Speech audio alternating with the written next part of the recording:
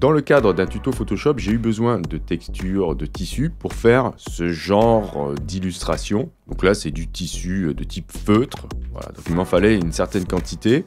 Alors je me suis demandé si dans Stable Diffusion, il n'était pas possible de réaliser des textures. La réponse est oui, c'est ce que je vais vous montrer dans cette vidéo. Bonjour à toutes et à tous, c'est Manuel Corel, bienvenue dans ce nouveau tuto.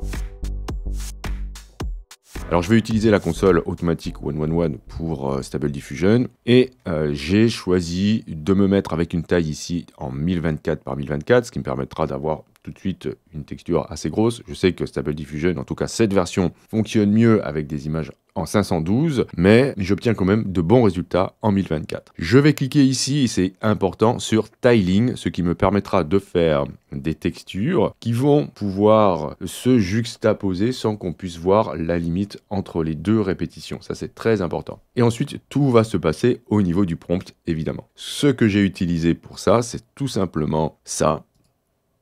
Un morceau de feutre sur une table. Comme je voulais que ce soit noir et blanc, j'ai tout simplement mis en prompt négatif, couleur. J'ai choisi aussi le DDIM pour le sampler. C'est celui qui me donnait le résultat le plus intéressant. Mais bon, vous pourrez tester d'autres choses avec d'autres types de textures. J'avais mis les steps ici assez haut, aux alentours de 100. Et le CFJ Scale, je l'ai mis à 15. Et ensuite, on va tester. Je vais demander d'en faire 4, par exemple. Et on va regarder ce que ça donne. Donc voilà le résultat que j'obtiens. J'obtiens ça. Donc celle-ci n'est pas tout à fait exploitable. Vous voyez, on a des morceaux de tissu là qui sont pas désirés. Mais pourquoi pas dans Photoshop, si tout le reste m'intéresse, supprimer ces parties-là. Donc on essaiera de le faire. Ensuite, là, j'ai juste ce petit morceau-là que je dois supprimer. Et les autres sont, ma foi, extrêmement corrects. Alors je vais vous montrer maintenant dans Photoshop comment je peux m'en servir. Donc par exemple, celui-ci là qui a juste ce petit problème, comment on fait pour enlever ça? Vous allez chercher par exemple l'outil correcteur localisé et par-dessus, on dessine. Et hop, c'est supprimé. Ensuite, pour vérifier que ça se répète sans voir les bords, vous pouvez aller, si vous avez une nouvelle version de Photoshop, dans le menu Affichage et cliquer sur Aperçu du motif. Alors, vous avez une petite alerte, c'est pas grave, et vous allez obtenir ça. Vous pouvez dézoomer pour voir ce que ça donne. Donc c'est vraiment, vous voyez, c'est vraiment une texture qui boucle sans qu'on puisse voir les bords. Ça fonctionne très très bien. Si je regarde celle-ci, là c'est un petit peu plus complexe. Il faudrait que je fasse par exemple une sélection de ces zones au lasso par exemple, et que j'aille ensuite dans édition remplissage d'après le contenu. Voilà, pour supprimer tout ça, je valide avec OK et je peux vérifier dans affichage, aperçu du motif pour voir si ça se répète pas trop. Donc on voit qu'ici il y a quand même des petits soucis. Donc, ce que vous pouvez faire quand c'est comme ça, vous déverrouillez l'arrière-plan, vous déplacez votre texture, et on va travailler ici, là, vous voyez, là c'est pareil, je peux prendre l'outil correcteur localisé, faire un petit trait à ce niveau-là. Voilà, pour supprimer tout ça. Et si cette texture n'est pas amenée à être répétée trop souvent, voilà, ça peut le faire pour un petit morceau de tissu, voilà. Donc vous pouvez faire ça pour toutes les textures. Celle-ci marche très bien. Celle-ci, il n'y a même pas besoin de la modifier, elle est intacte. Et vous avez celle-ci. Donc après, vous pouvez tester d'autres prompts, si vous souhaitez d'autres types de textures.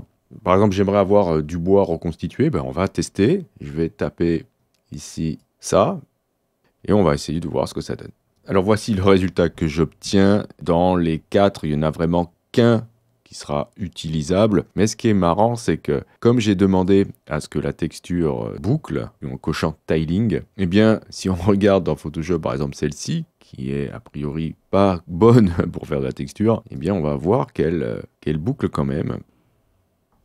Voilà, donc c'est bien une répétition du motif. Et donc, il n'y a vraiment que celle-ci qui est exploitable.